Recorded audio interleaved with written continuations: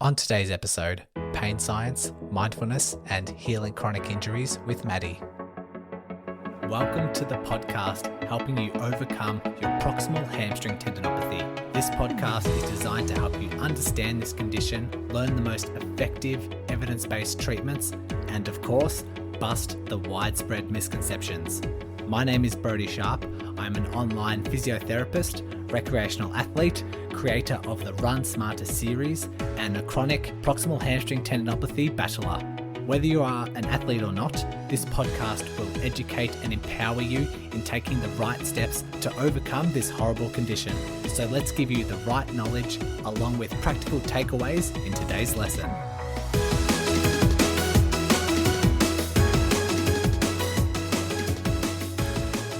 I'm excited to bring today's episode. We have Maddie, who was a guest on the Run Smarter podcast, talking about her plantar fasciitis that she's had for several years. She's actually a client of mine, and she's been really struggling, especially before us working together. She's had plantar fasciitis for about 5 years, and while this isn't a PHT success story, she has had some key revelations in her rehab.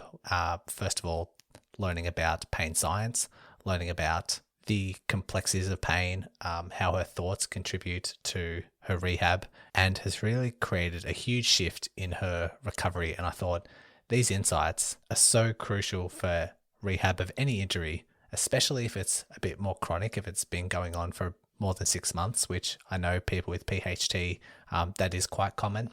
And so people can take a lot from today's episode.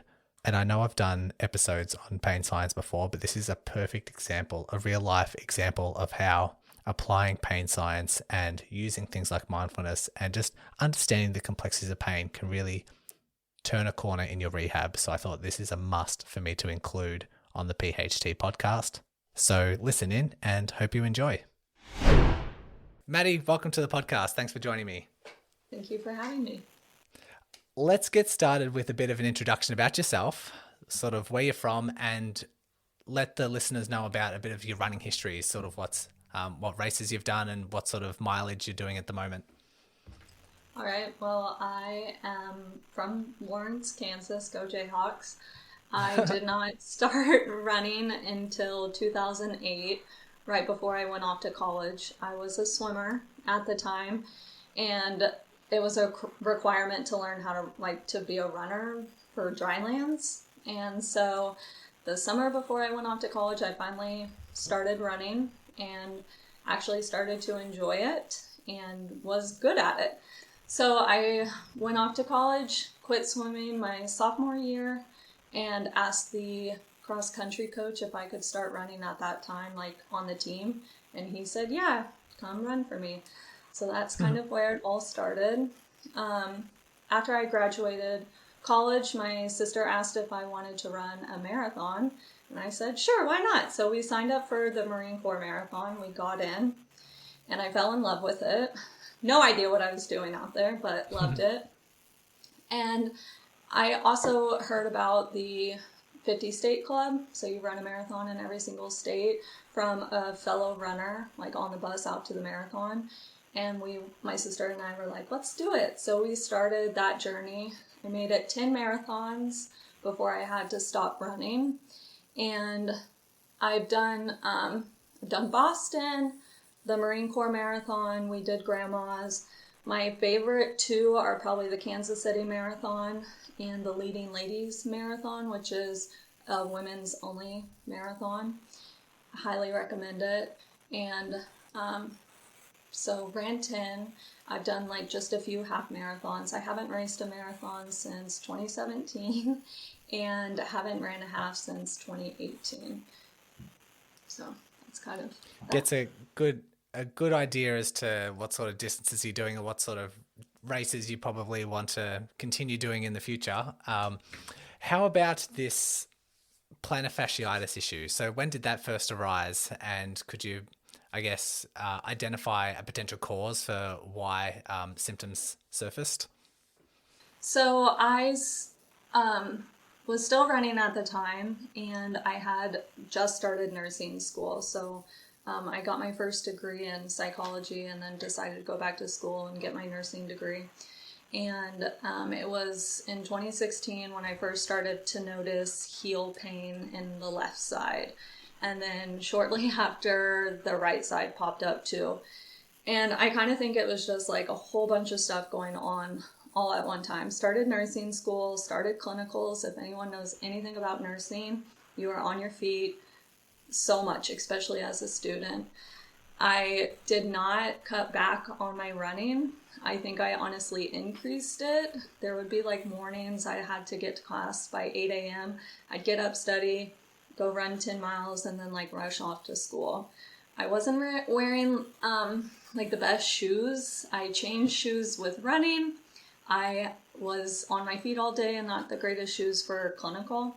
And from your podcast, I've learned that like shoes are not like necessarily the cause behind the injury, but I think all of those things created just this perfect storm.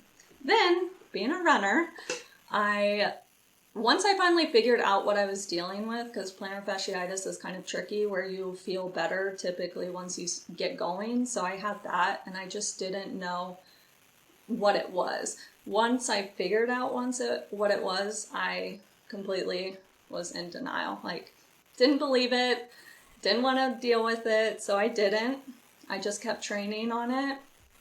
Once I finally figured out what it was, I still was like, I never went and got help. I'm not really sure what the reasoning was behind that. I feel like I felt I could handle it like that, that rehab on my own.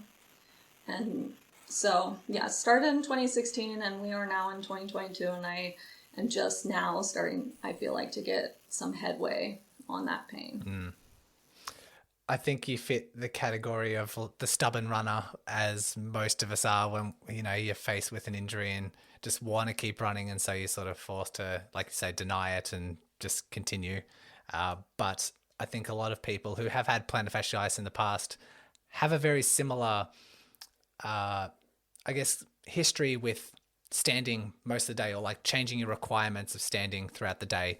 And I've had the same. I've had plantar fasciitis in the past, and that only just came about with a change in my workload and just standing more. And it's very hard once you do have plantar fasciitis to then, because your daily commitments are still there. You're studying, you're nursing, you're like all that standing, that it's very, very hard to minimize that.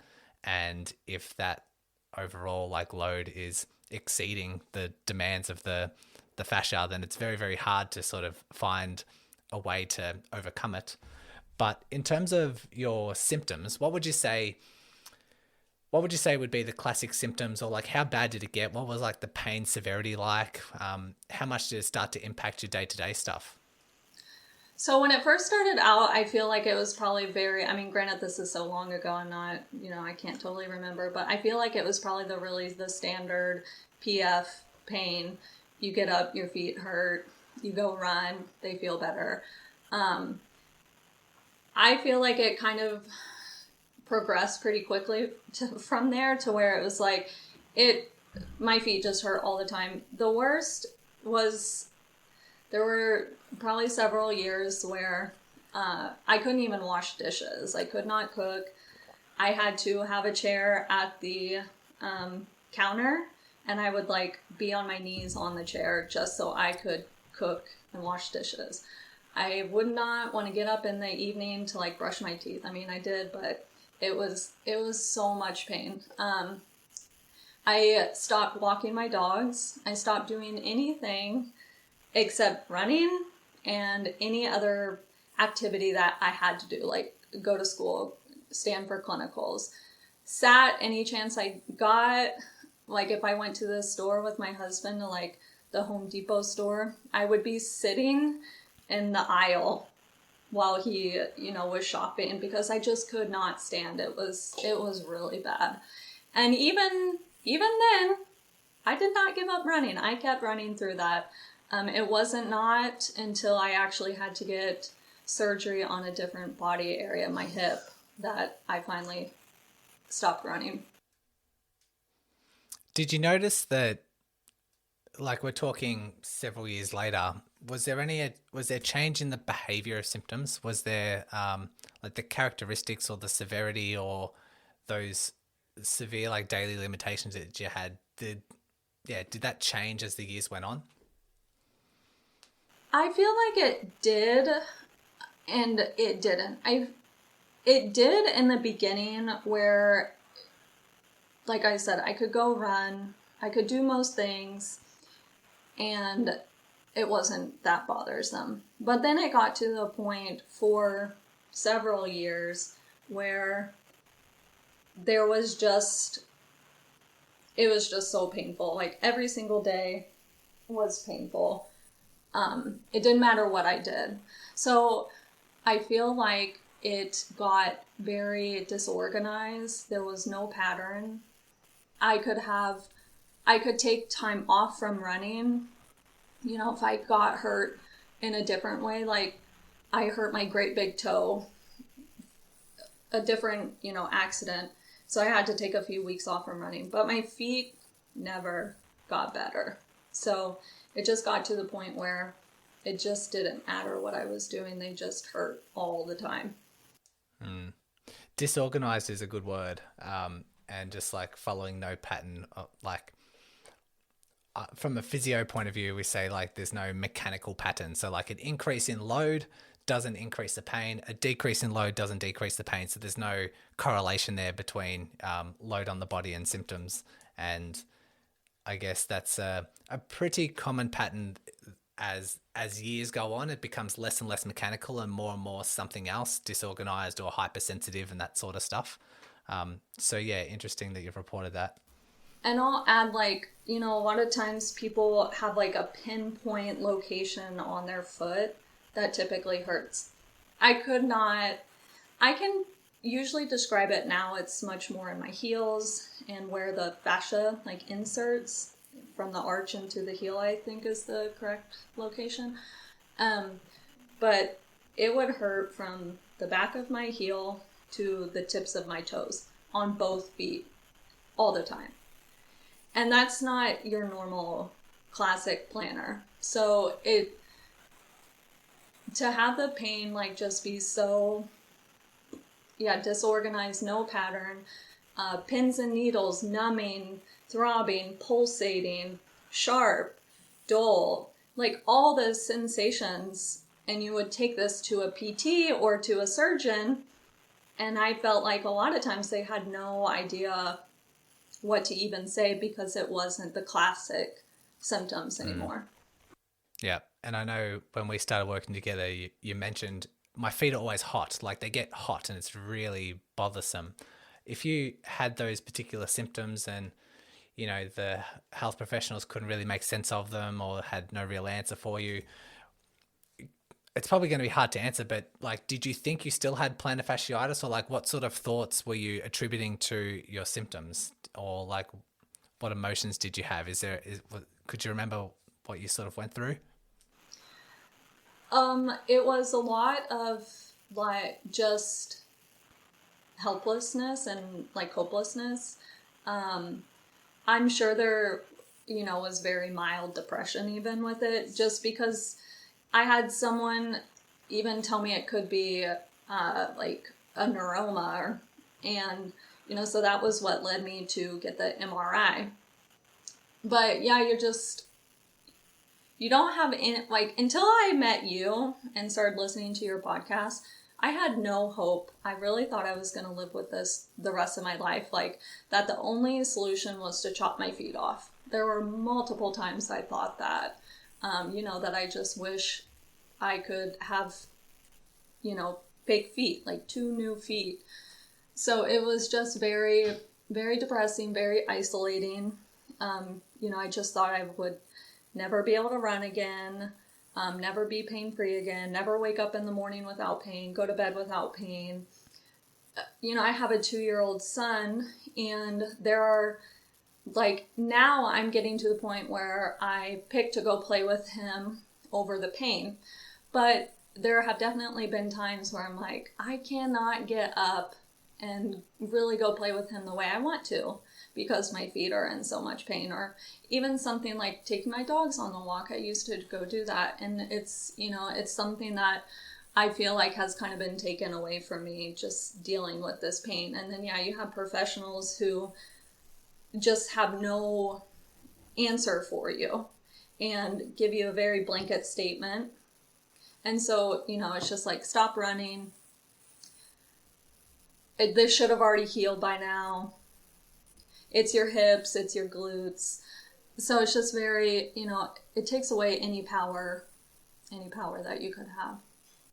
Yeah, thanks for sharing that. That's a good insight, because knowing your thoughts, emotions, what you're thinking is a really good segue into talking about pain science. And I know you sort of took initiative to discover that yourself. And I was quite impressed when we started working together, and sort of mentioned you were also new from the podcast, but you just sort of took the reins and decided to dive straight into it. Maybe with your medical background, that probably gave you a little bit more incentive. But what sort of initial steps did you take when it came to learning more about pain and pain science? Well, I found your podcast when I was working with my third PT, which was the most recent one at the end of last year, beginning of this year. And I stumbled across your podcast, thank God. And you started talking about pain. And I'd never heard it explained the way that you have explained it. And one of the biggest ones is the acute versus the chronic pain. And so the chronic pain just resonated. I've never been told I have chronic pain. I always get told I'm an outlier on plantar fasciitis, and kind of they don't know what to do with me anymore. So when I heard about the pain-brain connection and the pain science, I went to my PT and I started asking her about this. Like, have you heard about this? Do you know anything about it? Do you know if it can actually be beneficial? And she had told me that she's heard about it, especially for people who suffer from unspecified low back pain, which we all know is very chronic, and people have a really hard time getting over that.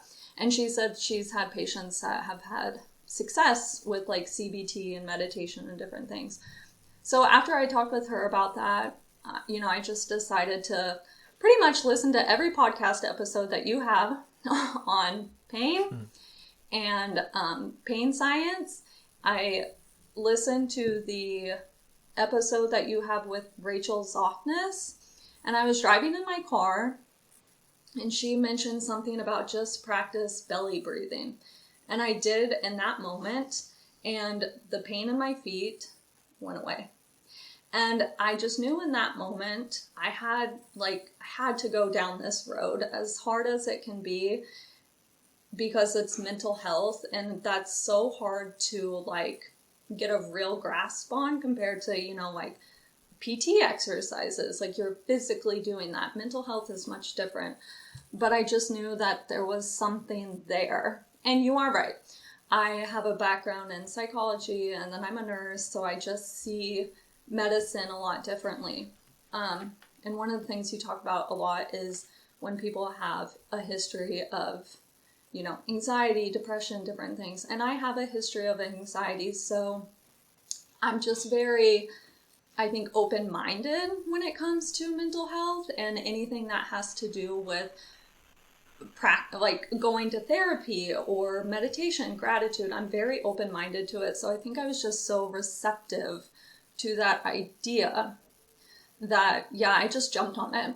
And I'm really grateful that I did, because it has truly helped a lot. And last episode, Thomas talked about this, like with pain and increasing mindfulness, and that decrease in pain should be quite responsive, quite immediate in terms of its effects. And while that isn't necessarily permanent, and that those sort of sensations would slowly return, it's a good insight to actually do just simple belly breathing, then the symptoms subside. It's quite a good insight to have. And so you talked about listening to the pain science podcast episodes and Rachel Zoffness. Did you delve into any other material or any other resources? I I mean, I have in the sense that I've done like a ton of guided meditation. And then I also just have, with having been in therapy myself, aside from this, multiple times in my life, I have that knowledge in the background of knowing. I've always been told to practice mindfulness. I've been told to practice gratitude. I've never actually really done it. I will say though, in my postpartum, like especially the initial postpartum, I got back into therapy and we did meditation and mindfulness together, like training.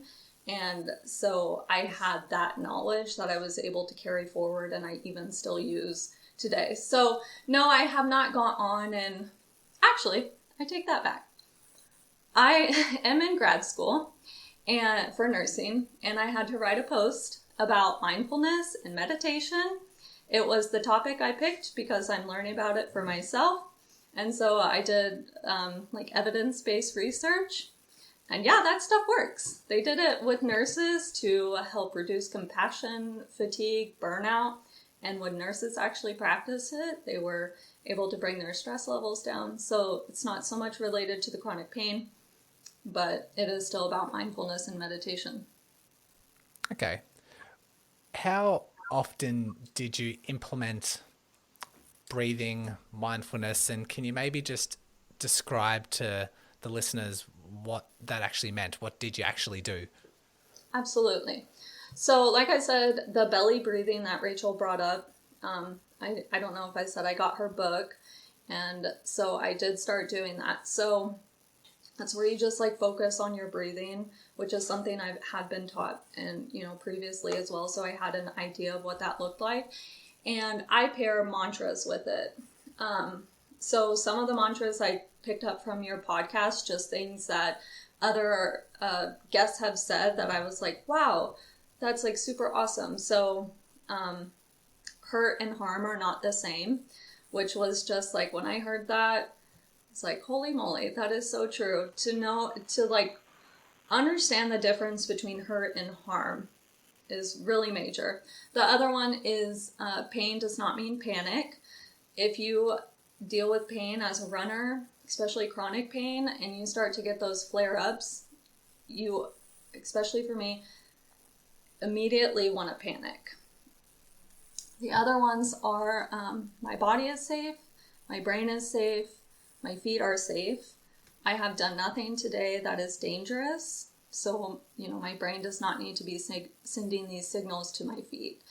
And I usually do the breathing, like if it's after a run and I'm sitting, eating breakfast and I can feel my feet, I do that breathing while I'm eating and in my mind, like in my head, just saying those mantras.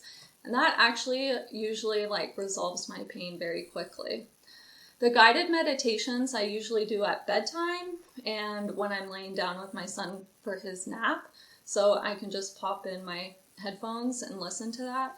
And I pick ones that have to do either with chronic pain themselves or reframing your subconscious thoughts, because I know I have a lot of like negative beliefs when it comes to my pain, to my feet, to that pain brain connection. And so I'm just like working on, believing I can get through this, I am capable, I am resilient, like things like that are just on repeat.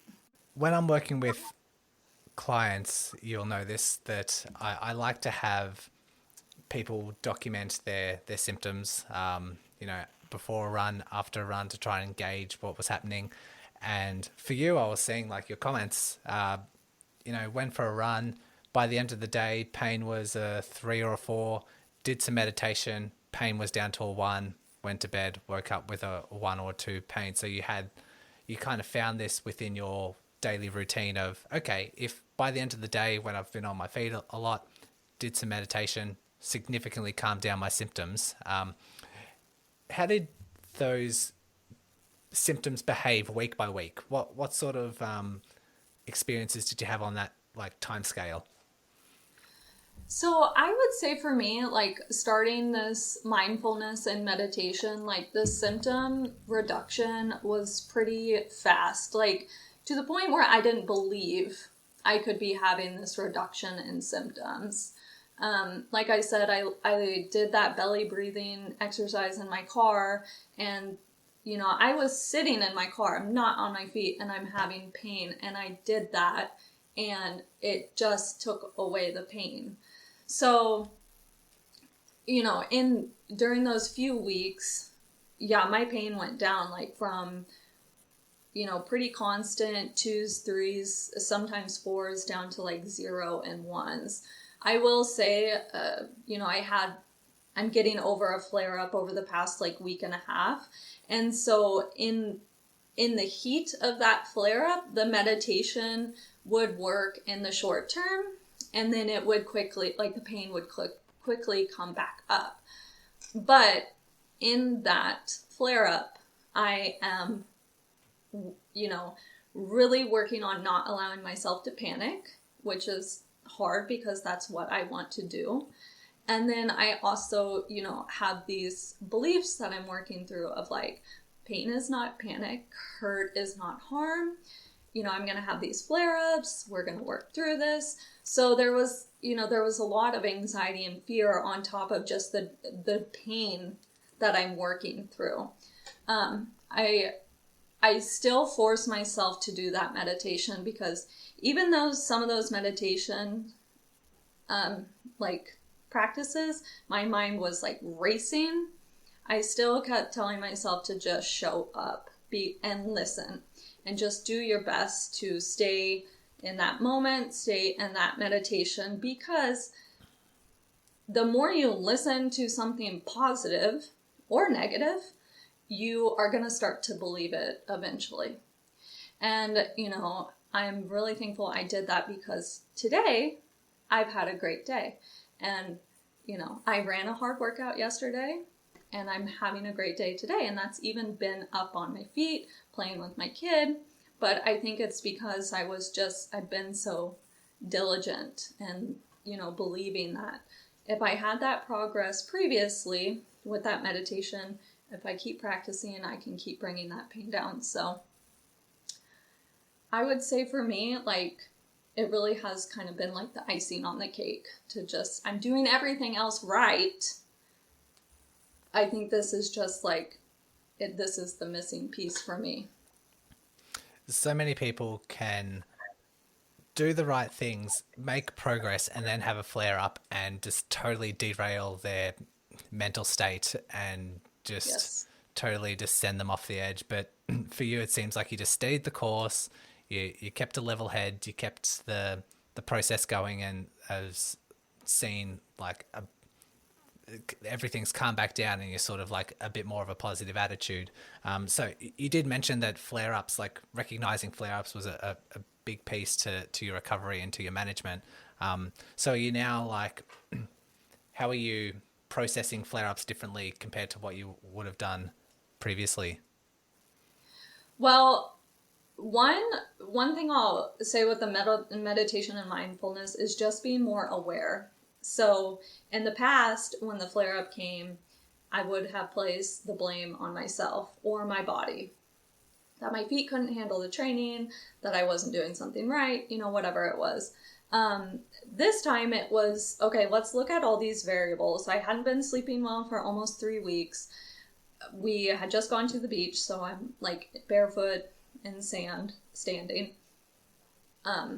My training had kind of like ticked back up, I increased my mileage, so all these different things can play into why I'm having this increase in pain. And then as the pain starts to spike, so does this anxiety and worry and fear. So it all just, creates this perfect storm. What I would have done in the past is completely lost it. Asking my husband, like, am I ever going to run again? Should I quit running? Maybe I shouldn't be running. Maybe I'm never going to run again. All those like not beneficial and helpful questions. So instead, I emailed you and I said, hey, Brody, I'm having an increase in pain. I think this might be what it's from. And this is what I'm going to do. I'm going to cut back a day of running. I'm going to skip strides this week. I think there were a few other things. So it was creating a game plan to get ahead of a serious flare up. The other thing I did, as I mentioned before, is I kept with the meditation. As much as I wanted to throw it out the window, I kept showing up and I did it. And so it's like now I am more on the other side of the flare up, and I'm really proud of myself that, I came up with that game plan. I kept with the meditation, and I can say like, hey, I actually have made progress. Like, it's pretty awesome. Yeah, it's interesting to know how effective just having a game plan can be. Just having a management plan on paper and say, this is what I'm going to do, just helps the mental side of things, helps create like a bit of stability and just a more stable mindset moving forward. And that can just help your thoughts, help your emotions, and then it just helps the pain severity and those sorts of things. So that having that action plan can be quite effective. And Yeah, it doesn't even matter what the plan is, as long as you have a plan, that can be quite good.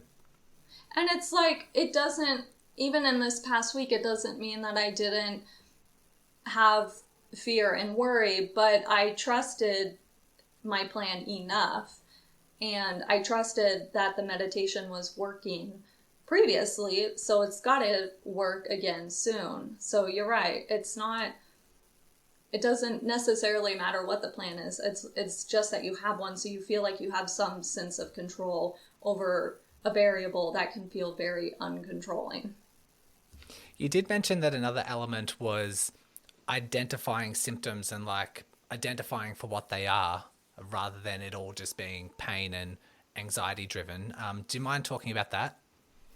Yeah, so another piece of just becoming more mindful and aware is a few things with like my pain symptoms is I am hyper focused on my feet, and so it's been cutting back on that, like constantly, which is really hard, constantly thinking about my feet. And then also within that is identifying exactly what I'm feeling in my feet versus just saying I have pain. So pain can be a lot of different things, but I think at the same time, some things that might seem like pain are really not necessarily pain. So when I'm out running and my feet are hot, I used to just say my feet are in pain. Well, that's not always the case. If it's like 90 degrees and the humidity is like 60 and I'm on pavement and it's full sun, of course my feet are going to be hot. So is that really pain? No. If I get home and I take my shoes and my socks off and slip into my Birkenstocks and I have no pain, that probably, that really wasn't pain. So the other thing is like that, some of the pulsating that I have at bedtime, that's not necessarily pain to me. That's more just all of my energy is now focused on my feet at bedtime because I have nothing else to focus on. So it was really, starting to identify that sometimes what might seem like pain or feel like pain is not necessarily pain. So it's helped me kind of break up that pain cycle almost. Yeah, well said. And it's something that I've been trying to juggle over the last, like with my understanding of pain science and working with people in pain, is trying to make sure or trying to prevent that hyper vigilant, hyper focused, how's my pain, what is my pain doing? Because as a therapist, what's useful for me is, okay, let's identify your pain during a run and after a run and 24 hours later, just to make sure that what you've done is you've tolerated what you've done. And that's my approach purely from a mechanical side of things, but can have its pitfalls from the psychological side, because if you're anxiety driven and really hyper aware, hyper focused and fearful of symptoms, and you go for a run and you're constantly thinking, how's my pain, how's my pain, how's my pain, and then that carries on after a run, that carries on the next day, and you're constantly thinking about what are my symptoms doing, which as a therapist I've kind of triggered that in someone to kind of think that way, might be in some detrimental, because then you're fixating and sort of linking that brain to symptoms and creates that hypervigilance. And so, yeah, I'm still juggling that and trying to battle that. My thoughts of being like, yes, distraction can be really, really helpful in those scenarios, and only just analyzing the pain in just a quick couple of seconds. How's my pain? What is it? Okay, let's move on.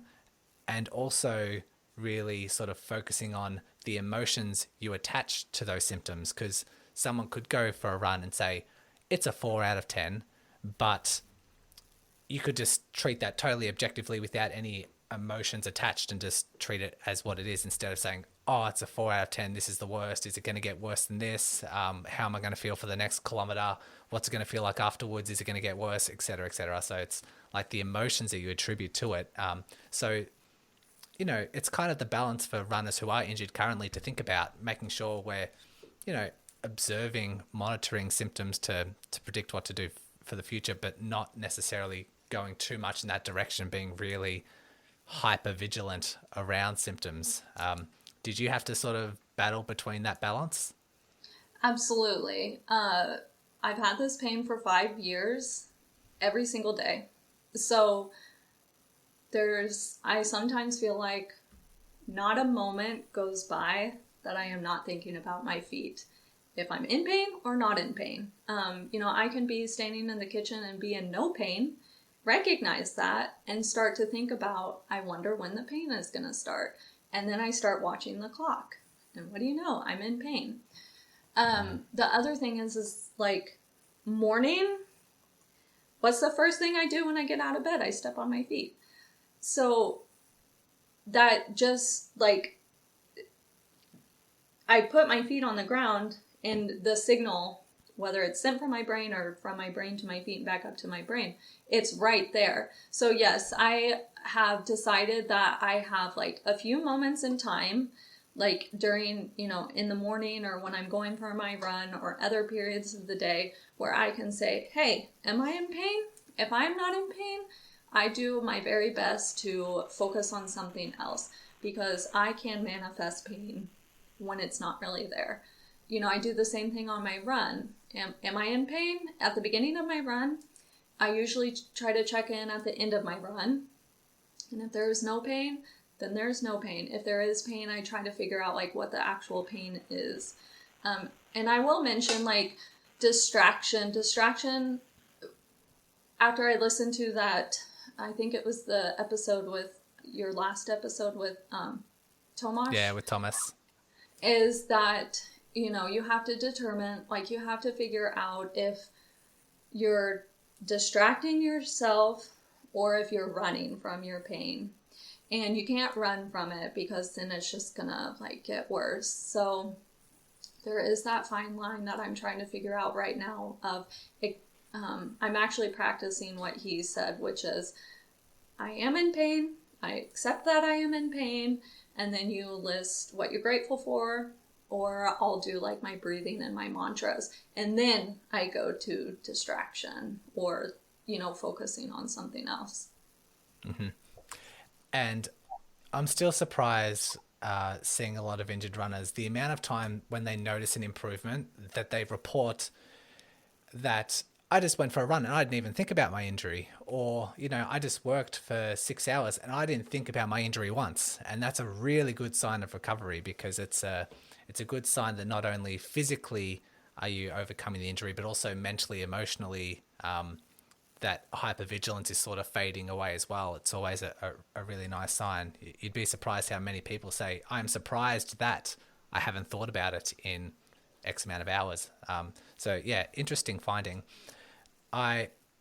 You probably noticed as we've been talking, I've been writing down vigorously everything that you've been saying, because I want to paint a picture of, in the last pain science episodes I've done in the past, I've mentioned that pain is biopsychosocial. So you got the bio, you got the psychological, and you got the social. And there's been so many times you've sort of mentioned your history, and it'd be in like one of those three buckets. You've mentioned, okay, initially it was running too much, doing too much studying, standing, like your overall lifestyle change with just more standing. So that would be what we call biological, so mechanical load, that sort of thing. And even during your flare-ups, you've sort of said to yourself, okay, I've walked around barefoot a bit too much, or my mileage has increased, or my days of running per week have increased. So all of that's mechanical, makes sense. But there's a whole lot of other side to this injury that's that you've reported. So like the psychological, I've said, okay, first of all, you've mentioned that you've had a history of anxiety and thoughts of, okay, my default is usually when there's pain, there's panic. That's like your sort of the default state. Then the thoughts that you attribute to that are feelings of helplessness, feelings of like, will I ever run again? Fear.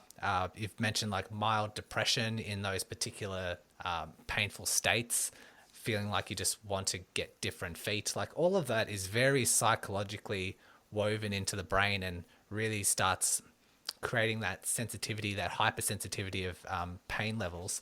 But that's the biopsychal side of things. But then the social, you've mentioned, okay, there'd be some times when you would be unable to play with your son, you'd choose to sit down. You've mentioned sitting down during cooking, having to take breaks during shopping, not walking the dogs. All of these sorts of things are just social events throughout the day, which once you get that back, once you sort of settle down the mind and settle down the pain and you're able to reintroduce those things to your life, can have a really big impact on your recovery. And sometimes even just participating in those with a little bit of pain can be really socially powerful to help you with your recovery. And so I just thought I'd list all of those in those kind of three buckets just to illustrate to the listener, because I think you're more aware about that now, that it's all really relevant and utilizing all these particular components and not just the biological side of things. All those buckets for the recovery is really, really important. Absolutely. I would agree. And to mention like the social aspect of, previously, before I started learning about this, I was much more apprehensive to do things that I knew would bother my feet, like jumping on the trampoline. We got a trampoline for my son, and he freaking loves it. And it is so much fun to go out there and jump with him. And, unless I'm having a bad pain day, I will go jump with him on the trampoline, and I'll be like, hey, I had no pain with that. That's awesome. So it is like boosting that confidence, especially the next day when I'm still able to go run. So it is working up that load capacity, I guess, as you might say. Yeah, well said. I can hear Wyatt crying in the background, so we might need to wrap this up soon. But as we're finishing, is there any other final tips or takeaways that you might have for someone who is going through a similar situation? I would just say, if you are like listening to any of these episodes and you resonate with anything that is being said, like, be curious and investigate, and don't be afraid to even just look into this. Mental health gets like a really bad rap, but it could just be so helpful. And I am so grateful that I was so willing to look into this, because it has really made such an improvement. Maybe it's just talking to a PT or a physician about it. Like, just don't be afraid to just look into it. And it seemed like an easy step just to do some breathing exercises just to see and just to investigate. But I totally agree. I think exploring the psychological side of recovery is tough for a lot of people. It's tough to understand. It's like very vague and has a lot of just like gray area. Okay, what do I actually do? People like, do these calf raises, 3 sets of 10, 15 kilos, 2 times a day. People like those numbers, but with something a bit more vague and a little bit less understood is very hard to initiate. So that's why I thought it was a really good opportunity for you to come on and tell your story, because it's very profound. It's very important that a lot of runners need to hear. And I don't say this too often, but I think this has been one of the best interviews and podcasts that I've done. So I want to thank you for coming on and for sharing your story. Of course. Thank you for having me. Thanks once again for listening and taking control of your rehab. If you are a runner and love learning through the podcast format, then go ahead and check out the Run Smarter podcast, hosted by me. I'll include the link along with all the other links mentioned today in the show notes. So open up your device, click on the show description, and all the links will be there waiting for you. Congratulations on paving your way forward towards an empowering, pain-free future. And remember, knowledge is power.